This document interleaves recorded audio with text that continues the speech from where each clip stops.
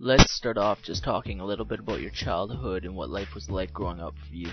Uh, well, I was raised by my mom and my pops, and five sisters and brothers in Inglewood.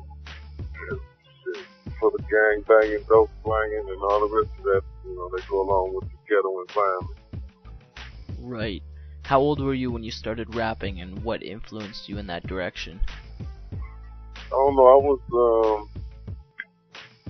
probably 15 when I started liking rapping. I mean, I already had liked the music, but it just made me. I really started liking it at about 15, and I started rapping other people's rhymes, stuff like that. And after I started rapping other people's raps, that's when I figured I could rap too. Who was it that influenced you mostly? I would really have to say Chuck D and probably in WA, because I was caught up in the gang violence at the time. So in WA and Chuck D was kind of like a mixture of the two.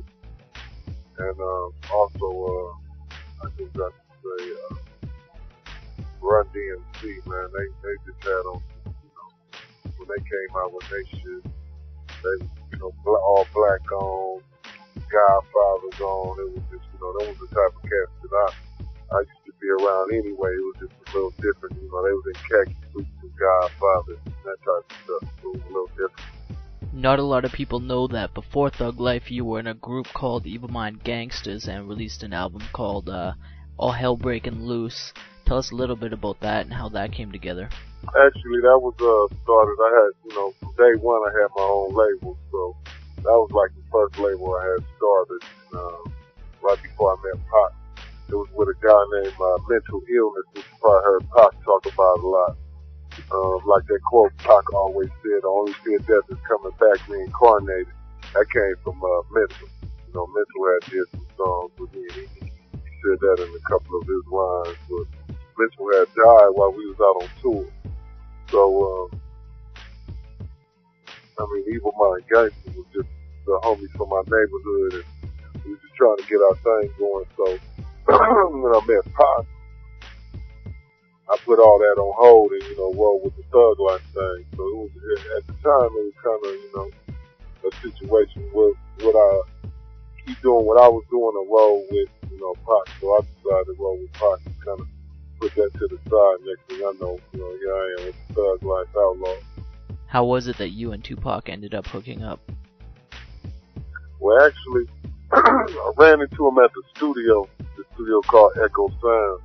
I ran into him when I was doing Evil Mind Gangster album.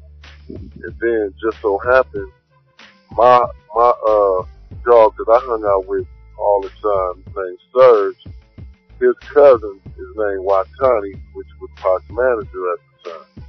So Pac ended up coming to my hood a couple of times, and we just hit it off. And, he popped up, talked about the album, and he used to like the album, a couple little pieces. So and next thing I know, we was at the club every night. And he came over one day and said, "Man, I want to start this thing called Thug Life. You down with it?" I told him, "Yeah, for sure." So next day we went to the studio and did the first song called Thug Life. And then I ended up meeting Rated and Macadocious and everybody else. I had already met Mopreme, but when we started the album, Mopreme wasn't around at the time. Do you know how Macadocious and Rated R, how Tupac brought them into it and got them involved? From what I understand, he ran into them with Coolio at a show or something. They was at a show or something. They was with Coolio. Yeah, they was hanging around Coolio at the time. And like I said, they bumped in there. Like I said, Pac introduced me to them.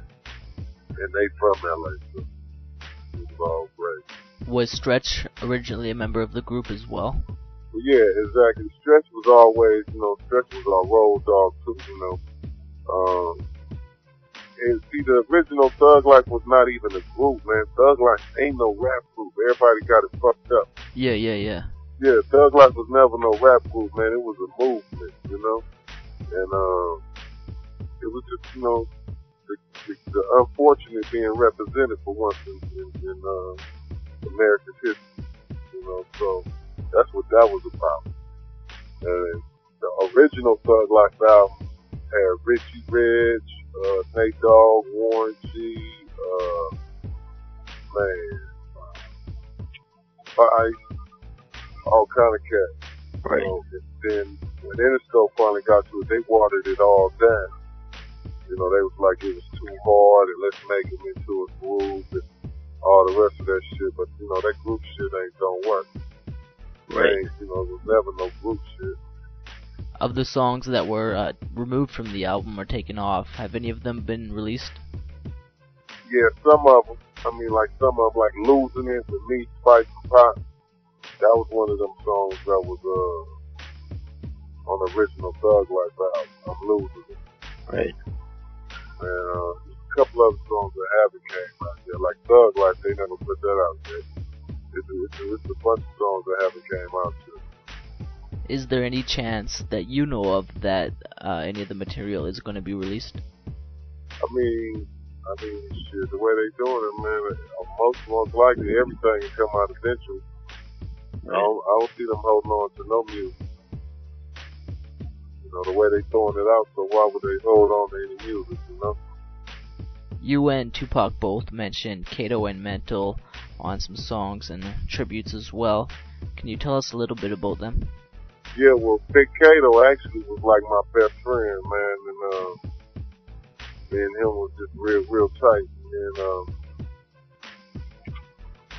I mean, he ended up getting killed, so it was like